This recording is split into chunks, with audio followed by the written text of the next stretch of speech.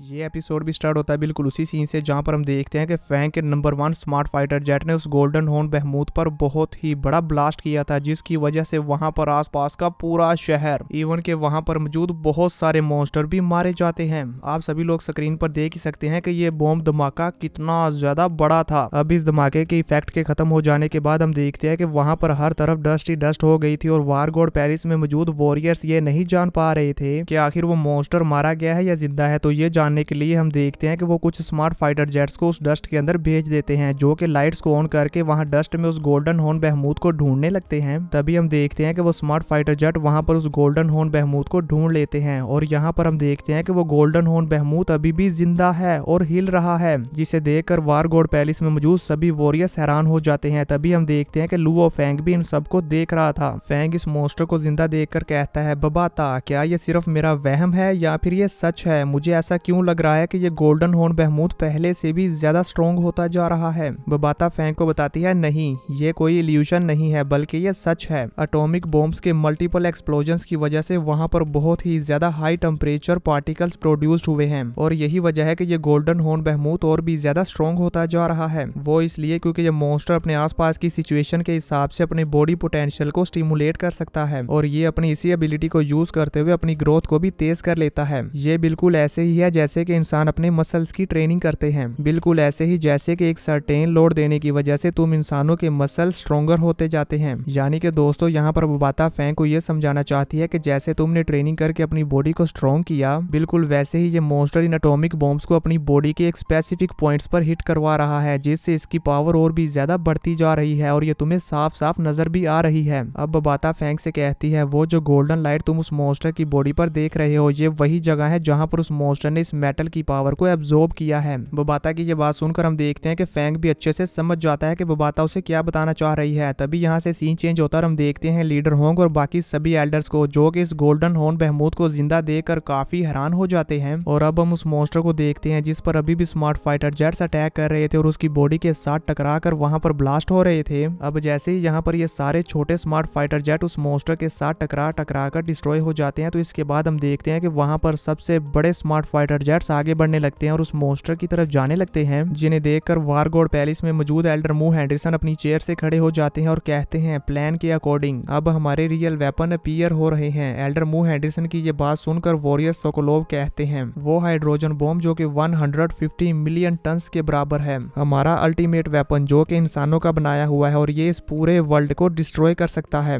और ये कहते साथ ही एल्डर सोकोलोव उस मॉन्स्टर को गाली देते हैं और कहते हैं, चलो दिखा दो उस मॉन्स्टर को कि कौन हमारे साथ खेल रहा है। एल्डर के ये कहते साथ ही सीन चेंज होता और हम बबाता को देखते हैं। बबाता यहाँ पर उस मॉन्स्टर को देखते हुए कहती है, 150 टन हाइड्रोजन बॉम्ब, वो भी इस गोल्डन हॉर्न बहमूत के अगेंस्ट, जो कि अभी अभी स्टार ट्रायलर के लेवल में पहुंचा है। इसे देखते हुए ये कहना मुश्किल है कि क्या ये इस मॉन्स्टर को मार पाएगा या नहीं। बबाता की ये बात सुनकर हम देखते हैं कि फैंग भी उसके साथ सहमत होता है, क्योंकि फैंग को भी नहीं मालूम कि ये मॉन्स्टर को मार पाएगा या नहीं। तभी बबाता कहती है कि मैं ऐसा इसलिए कह रही हूँ क्योंकि मैंने इसके बारे में पहले कभी नहीं सुना कि किसी ने ऐसा कुछ किया हो। अब सीन चेंज होता हम उस गोल्डन हॉर्न बहमूत को देखते हैं, जो कि लीडर होंग के स्मार्ट फाइटर जेट को अपनी तरफ आता हुआ देख लेता है और वो भी ये समझ जाता है कि ये फाइटर जेट तो पहले वाले सभी फाइटर जेट से बड़ा है, इसीलिए ये मॉन्स्टर यहाँ पर अपने हॉर्न की पावर को एक्टिवेट कर लेता है, जिसकी वजह से हम देखते हैं कि इसके हॉर्न पर बहुत सारी गोल्डन कलर्स की लाइट आ जाती है, जिसे देखकर वॉरियर लीशन काफी हैरान हो जाते हैं। तभी लीडर होंग कहते हैं, third phase hydrogen bomb destruction plan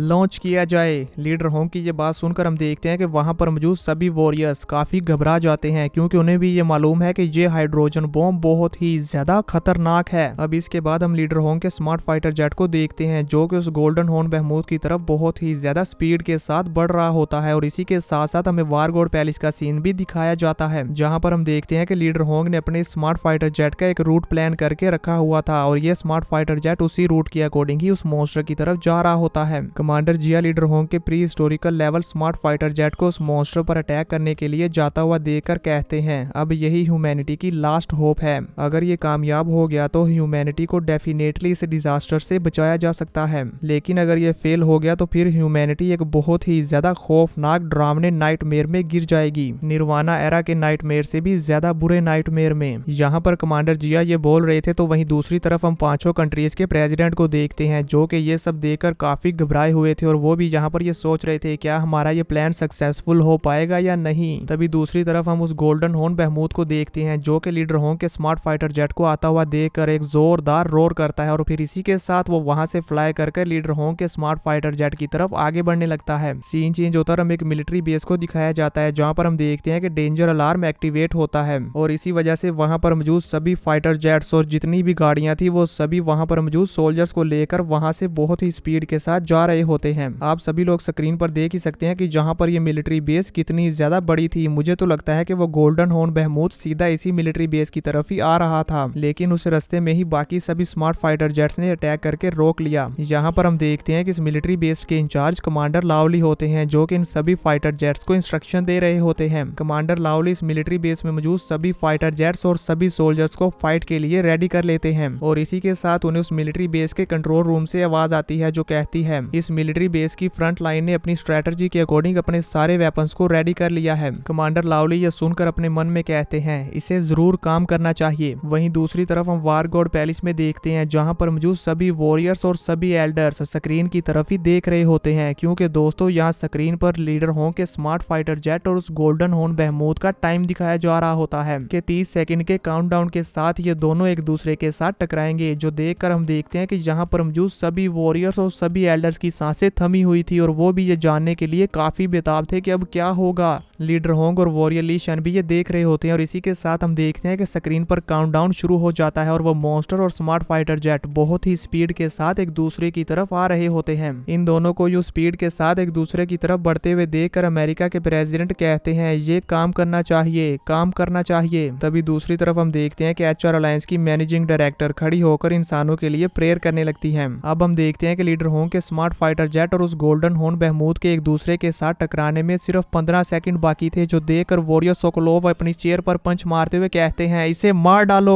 वहीं दूसरी तरफ हम देखते हैं कि फैंग भी इस काउंटडाउन को देख रहा था और उसकी सांसें भी बिल्कुल थम चुकी थी कि अभी क्या होगा। अब जैसे इस मॉन्स्टर और स्मार्ट फाइटर जेट के टकराने में 5 सेकंड बाकी थे तो हम देखते हैं कि वार गॉड पैलेस में मौजूद सभी वॉरियर्स एकदम से अपनी चेयर से खड़े हो जाते हैं। तभी हम उस मॉन्स्टर गोल्डन हॉर्न बहमूद को देखते हैं जो कि अपनी बॉडी की सभी गोल्डन लाइट्स को एक्टिवेट कर लेता है और फिर जोर के साथ रोर करते हुए लीडर होंग के स्मार्ट फाइटर जेट की तरफ आगे बढ़ जाता है। और अब यहाँ पर हम देखते हैं कि लीडर होंग के स्मार्ट फाइटर जेट और इस गोल्डन हॉर्न बहमूद के दरमियान टक्कर होने ही वाली होती है कि तभी अचानक से ये एपिसोड यहीं पर खत्म हो जाता है।